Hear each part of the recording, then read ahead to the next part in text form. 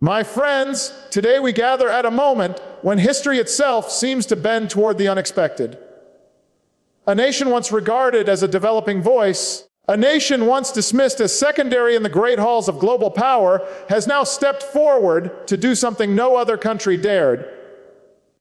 India, with courage rooted in its heritage and conviction rooted in its future, has taken an action that has left the world, yes, even America, astonished. What we are witnessing is not merely a geopolitical maneuver. It is not just another headline in a cycle of breaking news. It is a statement, a declaration, and a turning point that forces the world to look again at the balance of power, the meaning of sovereignty, and the shape of tomorrow.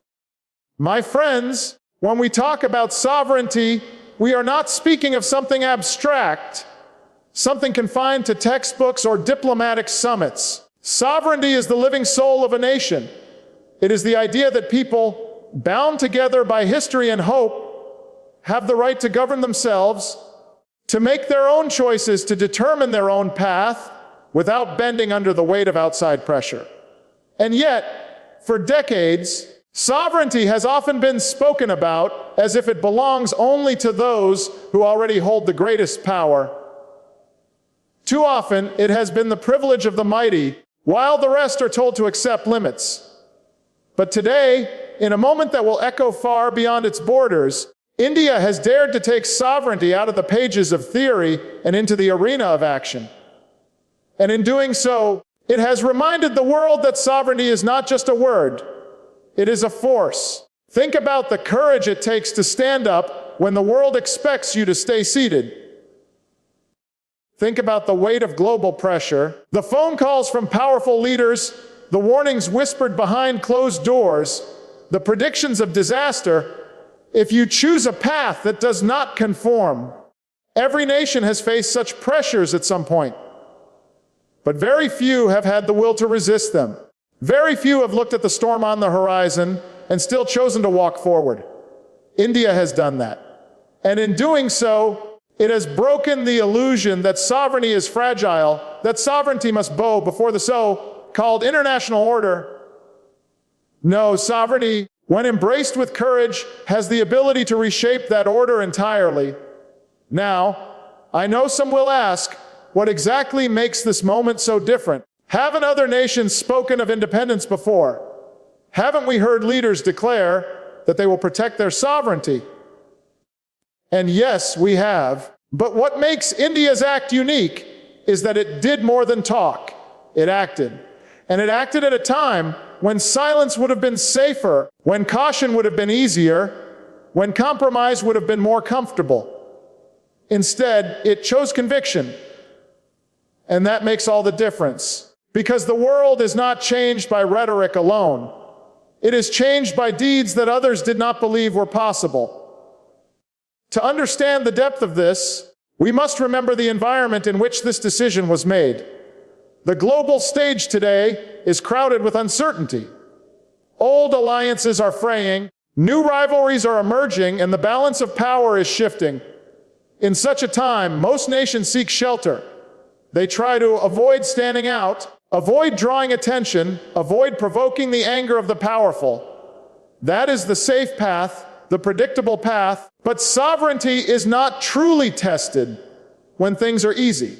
Sovereignty is tested when the costs are high, when the risks are real, when the voices around you say, "Don't do it, you will regret it." That is when sovereignty matters most. And that is the test India has just passed. What India did, it did not just for itself, but for the idea that nations have a right to self-determination without apology. By exercising its sovereignty so openly, so decisively, India forced the world to confront a question many would rather avoid.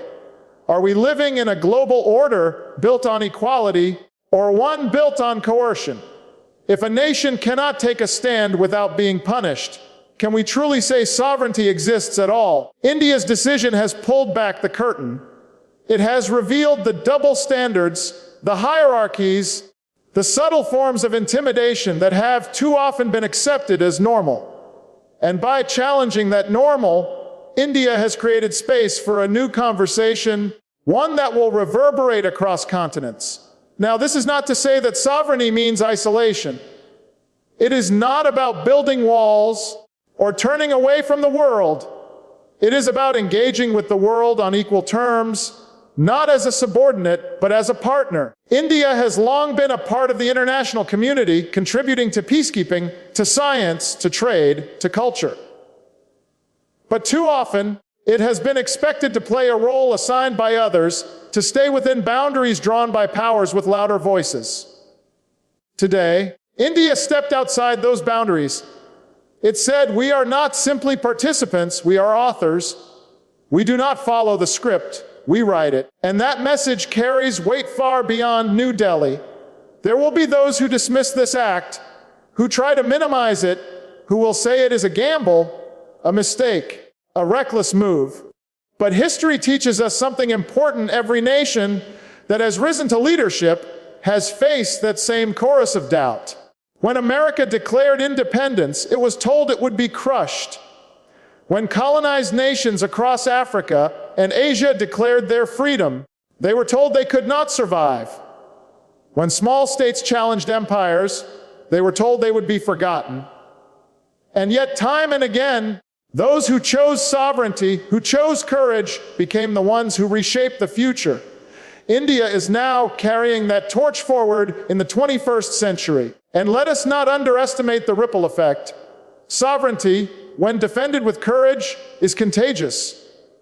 Other nations see it, and they take heart. Leaders who once felt isolated begin to imagine new possibilities. Citizens who once felt powerless begin to demand dignity. A single act of defiance against unjust pressure can awaken the spirit of an entire region. Already from Africa to Latin America, voices are rising, inspired by what India has just done. They are asking if India can withstand the weight of the world's most powerful players. Why not us? Why not now? And that is how global order shifts, not through sudden collapse, but through steady acts of courage that create new realities no one can ignore. But let us also be clear, courage does not erase consequences. India will face challenges. It may face sanctions, criticism, attempts to isolate it. That is the price every nation pays for standing firm. But here is the truth. Nations are not remembered for the ease of their choices. They are remembered for the strength of them. And the strength of India's choice will outlast whatever temporary storms it must weather, because the world respects courage, even when it pretends to be shocked by it. Even America, surprised though it may be, must now reckon with the fact that India has shifted the conversation, and that shift cannot be undone. This moment also tells us something about leadership. Too often we imagine leadership as something that comes only from power, military might, economic clout, technological dominance.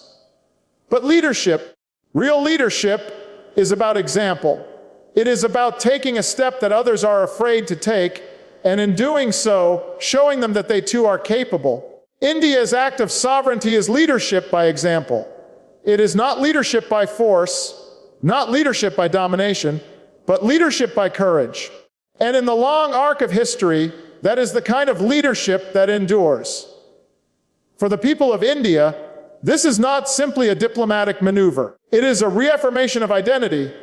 It is a reminder that their nation is not defined by others' expectations, but by their own aspirations. It tells every child growing up in Mumbai, in Delhi, in the villages and towns, that their country is not just a participant in the world, it is a leader. And that pride, that sense of dignity, will fuel a new generation to dream bigger, to aim higher, to believe that they too can stand tall on the global stage.